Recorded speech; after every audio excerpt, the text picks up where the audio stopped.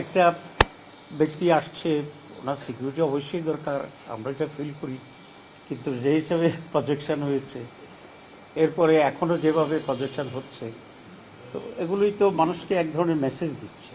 ঠিক আছে, সরকারি কর্মকর্তাদের এই সরকারি মেসেজের কারণে আরও কিছু ইন্টারেস্টেড লোকেরা গিয়ে এক ধরনের ইমব্যালেন্স তৈরি করছে। আমার মনে হয় এটা আপনাদের কাছে আমাদের চেয়ে আরও বেশি পরিষ্কার আছে।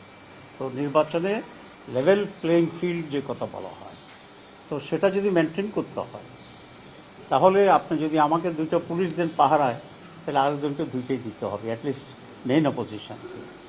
আপনি যদি আমাকে 3 দিনে আমার ভোটারশিপ করতে দেন, তাহলে আরেকজনকে কমপক্ষে 4 দিনে হইলেও তাকে ভোটার বানানোর এই সুযোগটা থাকা উচিত। কিন্তু আমরা দেখছি যে ট্রিটমেন্টটা ঠিক এরকম হচ্ছে না। অ্যান্ড এটা obvious, everybody is seeing this. এটা এমন না যে খুব সূক্ষ্মভাবে হচ্ছে। আমার মনে হয় আপনাদের সকলেরই চোখে পড়ার কথা।